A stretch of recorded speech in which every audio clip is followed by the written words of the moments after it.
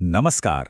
कभी सोचा है कि ये जो मेहनत की कमाई है उसका एक हिस्सा आखिर जाता कहाँ है, या फिर जब हम कोई सामान खरीदते हैं तो उसकी कीमत में असल में क्या-क्या जुड़ा होता है। आज हम टैक्स की इसी उलझी हुई दुनिया को सुलझाने वाले हैं। ये सिर्फ नंबरों का खेल नहीं है, ये हम सबकी जिंदगी से जुड़ा हुआ है। तो चलिए इसी गुत्थी को सुलझाते हैं। लेकिन आगे बढ़ने से पहले जरा एक पल के लिए रुकिए और एक बात सोचिए। क्या हो अगर आप जो टैक्स भर रहे हैं उस पर भी एक और टैक्स लग रहा हो? जी हाँ, टैक्स के ऊपर टैक्स। सुनने में ही कितना अजीब लगता है ना? पर यही वो हकीकत थी जिसे आज हम समझने वाले हैं, और ये भी जानेंगे कि इस चक्कर से हम बाहर कैसे निकलें। चलिए सबसे पहले टैक्स की दुनिया के दो सबसे बड़े किरदारों को समझते हैं।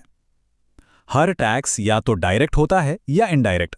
आप इन्हें एक ही सिक्के के दो पहलू समझ सकते हैं जिनका असर हम पर अलग अलग तरीकों से पड़ता है।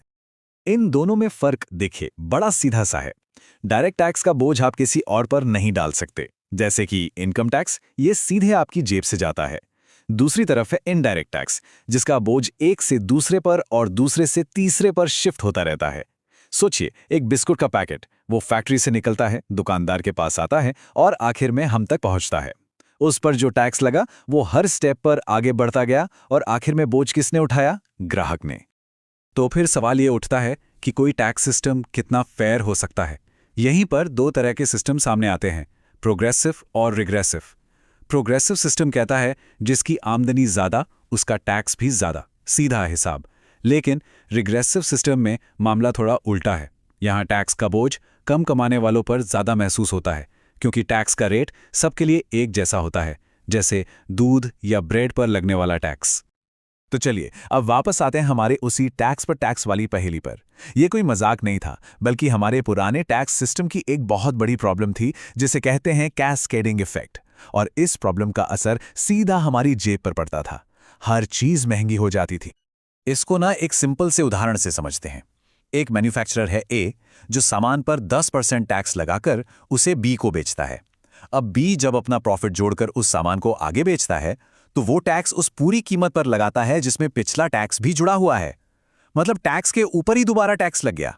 यही है वो जाल, कैस्केडिंग इफेक्ट, जिससे दाम बढ़ते ही चले जाते थे।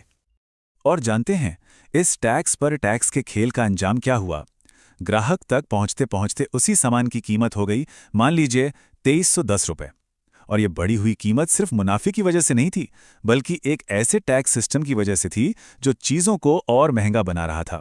इसका सीधा असर हम सबकी जेब पर था। तो इस टैक्स पर टैक्स की भूल भुलैया का हल क्या था? जवाब है 3 अक्षरों में, GST, goods and services tax. सिर्फ एक नया टैक्स नहीं था, बल्कि एक ऐसा क्रांतिकारी बदलाव था जिसे इस कैस्केडिंग इफेक्ट को जड़ से खत्म करने के लिए ही लाया गया था। देखिए, जीएसटी का जो सुपर पावर है वो है इनपुट टैक्स क्रेडिट, यानी ITC।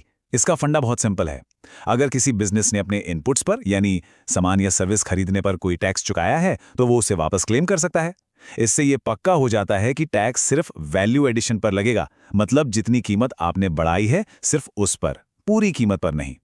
अब उसी उदाहरण को जीएसटी के चश्मे से देखते हैं। जब ए ने बी को टैक्स के साथ सामान बेचा, तो बी उस चुकाए गए टैक्स का इनपुट टैक्स क्रेडिट ले लेता है। अब जब बी अपना प्रॉफिट जोड़कर सामान आगे बेचेगा, तो उसे सिर्फ अपने जोड़े हुए वैल्यू पर ही टैक्स देना है। बस टैक्स पर टैक्स का खेल यहीं खत्म हो जाता है। और इसका नतीजा, ग्राहक के लिए फाइनल कीमत अब है, मान लीजिए 2200 रुपए। याद है पुरानी कीमत 2310 रुपए। सीधा 110 रुपए का फर्क। ये एक छोटा सा उदाहरण है कि कैसे एक स्मार्ट टैक्स सिस्टम न सिर्फ कीमतें कम करता है, बल्कि पूरी इकोनॉमी को ज्यादा एफिशिएंट बनाता है। तो मतलब मोटा मोटा हिसाब बिल्कुल साफ है। पुराना सिस्टम कंफ्यूजिंग था, उत्पादन पर आधारित था और कैस्केडिंग इफेक्ट से भरा था। वहीं जीएसटी एकदम सिंपल, खपत पर आधारित सिस्टम है जो टैक्स पर टैक्स को खत्म करके पूरे देश को एक मार्केट बना देता है। सच में ये एक बहुत बड़ा रिफॉर्म है। अब तक हम अपने देश की बात कर रहे थे। चलिए अब जरा देश की सीमाओं से बाहर निकलते हैं और देखते हैं ग्लोबल टैक्स का खेल, जो और भी बड़ा और भी ज्यादा कॉम्प्लिकेटेड है। यहां बड़ी बड़ी कंपनियां अरबों डॉलर बचाने के लिए ऐसे ऐसे दांव चलती हैं कि हम सोच भी नहीं सकते। यहां ना दो शब्दों का फर्क समझना बहुत जरूरी है। एक है टैक्स इवेजन, यानी कर चोरी, जो पूरी तरह से गैर कानूनी है, और दूसरा है टैक्स अवॉइडेंस, मतलब कानून के ही लूप होल्स का इस्तेमाल करके टैक्स बचाना। ये कानूनी तो है, पर इस पर नैतिक सवाल हमेशा उठते रहते हैं। चलिए देखते हैं ये खेल होता कैसे है। मान लीजिए एक कंपनी है XYZ जो देश ए में काम करती है, जहां कॉर्पोरेट टैक्स 22% है। कंपनी अपना सारा बिजनेस यहीं से करती है और अच्छा खासा मुनाफा कमाती है। लेकिन अब कंपनी एक स्मार्ट मूव चलती है। वो देश बी में एक शेल कंपनी खोलती है। शेल कंपनी मतलब बस कागजों पर एक कंपनी, ना कोई ऑफिस, ना कोई एम्प्लॉई। और ये देश बी क्या है? एक टैक्स हेवन, जहां टैक्स रेट है बस 5%। अब आता है असली दांव, जिसे कहते हैं ट्रांसफर प्राइसिंग। कंपनी XYZ देश ए से अपना सामान या सर्विस अपनी ही शेल कंपनी को, जो देश बी में है, बहुत कम दाम पर बेच देती है।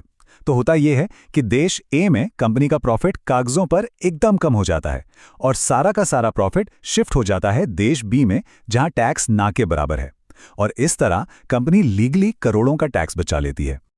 अब कंपनियों की इस टैक्स बचाने की रेस को रोकने के लिए दुनिया भर के देशों ने मिलकर एक बहुत बड़ा कदम उठाया।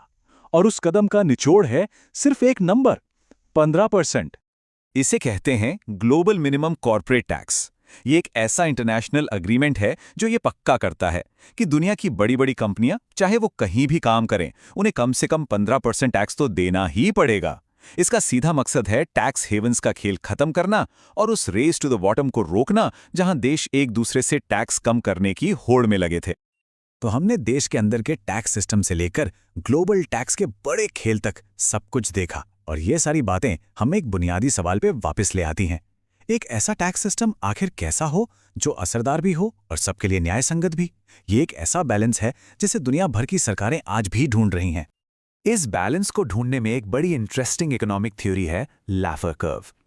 ये थ्योरी कहती है कि टैक्स रेट का एक स्वीट स्पॉट होता है, एक ऐसा ऑप्टिमल रेट जहां सरकार को सबसे ज्यादा रेवेन्यू मिलता है।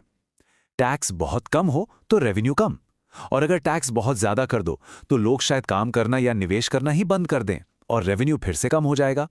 हाँ, ये आदर्श रेट क्या है, इस पर इकोनॉमिस्ट्स में हमेशा बहस चलती रहती है।